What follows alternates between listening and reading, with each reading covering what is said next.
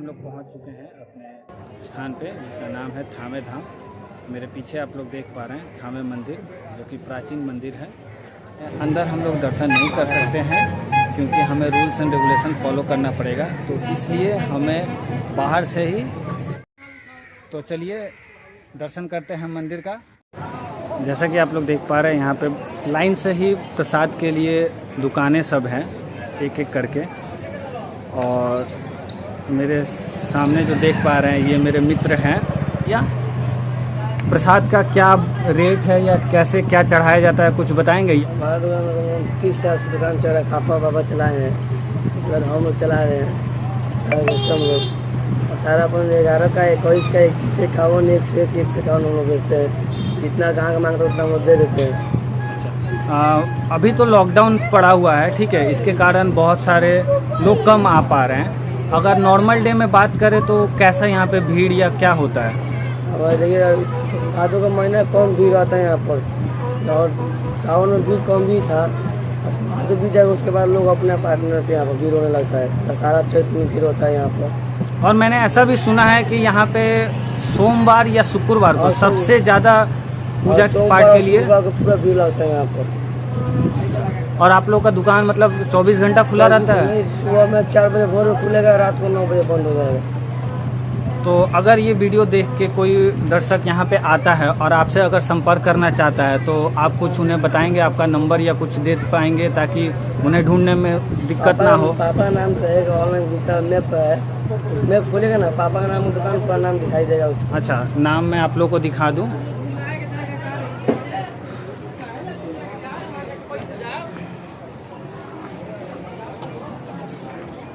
यहाँ पे Paytm, Google सब की सुविधा है, आप ऑनलाइन भी पे कर सकते हैं।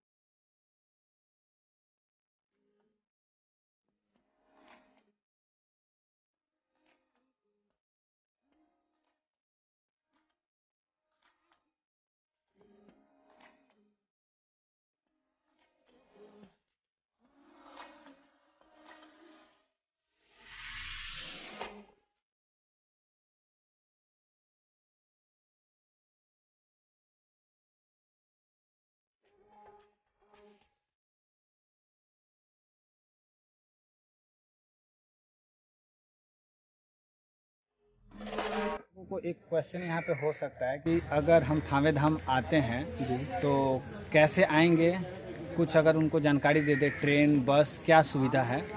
ट्रेन और बस दोनों की सुविधा है यहाँ पे आने के लिए। अच्छा, अगर कोई दिल्ली से, कोलकाता से अगर आना चाहता है तो बस कहाँ पे, वो कैसे पकड़ेंगे, या ट्रेन की क्या सुविधा है?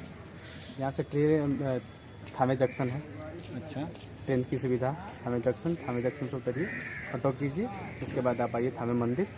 यहाँ वहाँ से पैदल भी आ सकते हैं आप। और एक बात, अगर कोई दिल्ली से आना चाहता है तो वो डायरेक्ट बस से भी आ सकता है, बस मिलेगा और वो बस आपको गोपालगंज मेन टाउन में उतारेगा। वहाँ से आप कुछ भी जीप, कार या फोन सवारी कुछ भी कर सकते हैं और यहाँ से गोपालगंज का डिस्टेंस अप्रॉक्स 3 से 4 किलोमीटर के आसपास है।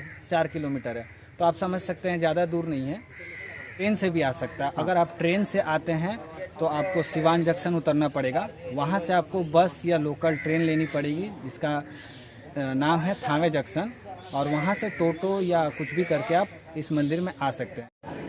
हमारे बीच अभी आ चुके हैं यहाँ के प्रमुख पुजारी जी कन्हैया पांडे, तो आइए उनसे बातचीत करते हैं और इस मंदिर के बारे में जानकारी प्राप्त करते हैं।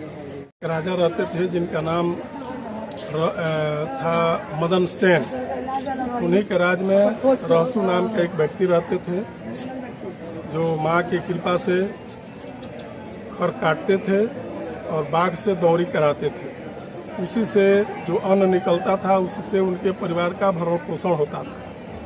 ये बात राजा मदन सेन से जाकर कोई कह दिया कि आपके राज में रहसू नाम का एक व्यक्ति रहता है जो कोई काम नहीं करता है, और हजूर जो अन्न वो खाता है वो आपको भी नसीब नहीं होगा। इस पर राजा मदन सेन भड़के और बोले कि उसको राज दरबार में पेश किया जाए। दरबारी लोग गए और उसको पकड़ कर लाए और उनसे कहे कि भाई आपके परिवार का भरण पोषण कैसे होता है। रहसू कहे कि हजूर माँ की कृपा से होता है। तो राजा बोले कि माँ को हमको भी दर्शन करा दो। इस पर रहसू भक्त कहे कि हजूर ऐसा नहीं हो सकता है। तो राजा बोले कि नहीं, आप हमारे राज में चोरी करते हैं और आप अपने परिवार का भरण पोषण करते हैं। इस पर रहसू बोले कि नहीं, ऐसा नहीं है, माँ की कृपा से हमारे परिवार का भरण पोषण होता है। तो राजा बोले कि आप हमको भी दर्शन करवा दीजिए। इस पर रहसू बोले कि ठीक है, हमको कुछ समय दिया जाए। राजा बोले कि ठीक है। 1 महीना बाद फिर रहसू को राजा बुलवाए और कहे कि भाई माँ का महिमा बताइए, कैसे आपके परिवार का भरण पोषण होता है। इस पर रहसू बोले कि माँ कामरूप कौरू कमच्छा से बाघ को भेजती है और यहाँ पर दौरी होता है निस्बत रात में, उससे जो अन्न निकलता है उसी से हमारे परिवार का भरण पोषण होता है। इस पर राजा बोले कि ठीक है, हमको भी दर्शन करवाइए। तो वही रहसू जो है राजा हठ किए और रहसू माँ का सुमिरन किए। माँ जो है कामरूप कौरू कमच्छा से चली, कलकत्ता आई, काली देवी, पटना पटन देवी, और इसके बाद से घोड़ा घाट स्थान है सासा मूसा के पास, वहाँ पर आई। यहाँ पर एक बहुत बड़ा आवाज़ हुआ, विस्फोट हुआ, जिससे अगल बगल के सारे लोग यहाँ से भाग गए, पलायन कर गए, और इसके बाद से जो है ये जगह वीरान हो गया। कुछ दिनों के बाद नहीं, फिर जो है माँ की कृपा से माँ आई यहाँ पर और रहसू का मस्तक फटा और दाहिने हाथ का कंगन माँ दिखाई। राजा दर्शन किए, राजा भी समाप्त हो गए, रहसू भी समाप्त हो गए। ये जगह वीरान हो गया। इसके बाद यहाँ पर जंगल हो गया।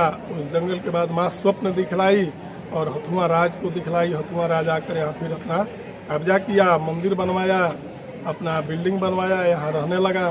फिर माँ का स्वप्न हुआ कि भाई एक राज में 2 महारानी नहीं रह सकती है, तो यहाँ से महारानी चली गई हथुआ और ये जगह जो है माँ का हो गया।